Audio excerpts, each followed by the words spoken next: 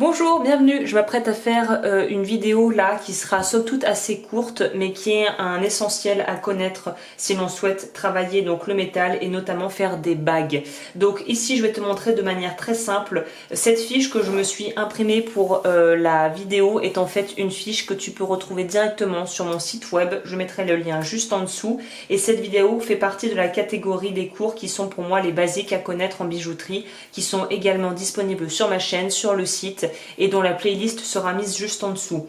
Là, on va regarder ensemble comment calculer la taille d'une bague. Donc évidemment, je te conseille d'imprimer ça si tu le souhaites à partir du site web en copiant-collant l'image et en la gardant pour l'imprimer. C'est la manière la plus facile que moi j'ai trouvé de faire la chose et qu'on m'a apprise, mais je sais qu'il y a d'autres façons de faire. Donc comme toujours, il y a souvent en bijouterie plusieurs manières d'aborder quelque chose. Là, je te montre la principale et la plus basique.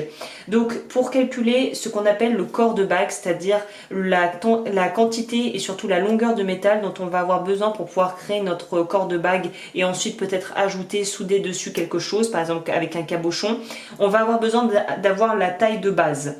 Pour ce faire, j'espère que ça se verra bien, on va avoir besoin du diamètre interne de la bague plus de l'épaisseur du métal. Et le tout, donc ce que tu vas additionner et ce que tu vas trouver, tu vas le multiplier par pi qui est en gros 3.142. Je crois qu'il y a beaucoup plus de chiffres derrière, mais tu peux simplifier en disant total fois 3.14 ou 3.142 si tu veux être un tout petit peu précis.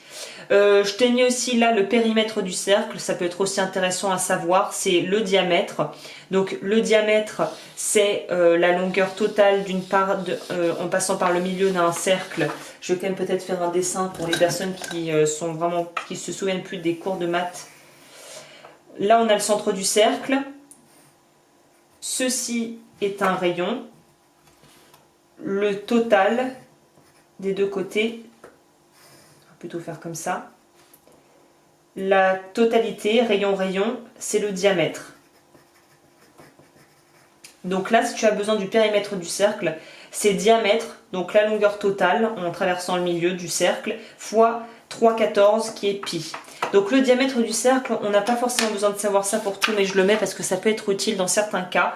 Pour connaître le diamètre interne, je te laisse aller te référer, tu peux trouver ça en ligne, il y a des outils qui permettent de calculer ça, notamment convertisseur universel. Encore une fois, je mettrai toutes les infos dont tu as besoin dans la barre d'infos, mais c'est le diamètre interne qui peut aussi être, voilà, je vais peut-être pas trop m'avancer à t'envoyer sur des choses qui sont pas vraiment précises, parce que là, il faut être extrêmement précis dans les mesures pour pouvoir ensuite marquer le métal et faire la découpe qui est nécessaire. Sachant qu'il vaut mieux voir trop grand que trop petit, comme ça on pourra réduire la taille si besoin, plutôt que de agrandir c'est plus inconvénient, c'est plus compliqué que de réduire. Donc j'espère que c'est clair ce que je raconte. Diamètre interne de la bague, donc de la taille dont tu auras besoin pour ta bague, plus l'épaisseur du métal, et ça quand on l'additionne, le total on multiplie ça par 3,14 qui est pi. Donc là, pour pouvoir trouver le diamètre, moi j'ai fait une charte qui est également disponible sur mon site avec notamment les conversions des tailles françaises et aussi américaines et d'autres pays.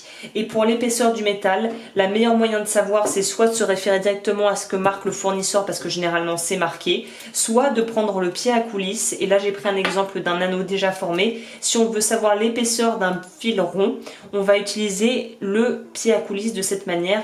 Et là on voit que l'épaisseur de ce câble, c'est de 99,3. Donc là on est sur une épaisseur de 3 mm. Voilà à quoi peut aussi servir le pied à coulisse, et il permet aussi de pouvoir connaître au millimètre près la bonne longueur de métal quand tu as fait aussi ton petit calcul, pour pouvoir ensuite, par exemple, imaginons qu'on a fait notre calcul et qu'on a besoin d'une longueur de métal de, on va dire 50, ça fait beaucoup, non oui 50, alors on va dire 56,3 mm pour avoir la longueur du corps de bague. On va simplement utiliser le pied à coulisse, 56,03. Donc comme je viens de te le dire, il vaut mieux voir trop grand que trop petit, donc je dirais 0,4 pour être tranquille. Là c'est très délicat, plus tu veux être précis, plus il faut prendre son temps. où on est tombé sur 0,3, sachant que je mettrai la marcation un tout petit peu après pour gagner 1 mm au cas où, un demi-millimètre même pour être sûr de mon coup. On verrouille. On peut utiliser soit un compas pour pouvoir reporter directement sur le métal ou directement utiliser sa plaque de métal et utiliser ça comme marqueur. Donc c'est à toi de voir, c'est la manière la plus simple qui existe de pouvoir calculer la taille d'une bague. Là, quand on a fini l'opération, on déverrouille et on ramène à 0 gentiment. Donc voilà, c'est une très bonne petite technique d'utiliser le pied à coulisse pour faire ce genre de choses puisque ça te permettra d'avoir quelque chose d'extrêmement précis. Voilà, bah écoute, cette vidéo est courte puisque toutes les infos sont déjà sur le site web. Donc je te relis et je te redis encore une fois que tout est dans la barre d'infos. Pour trouver le diamètre interne, j'ai fait une charte sur le site où c'est marqué.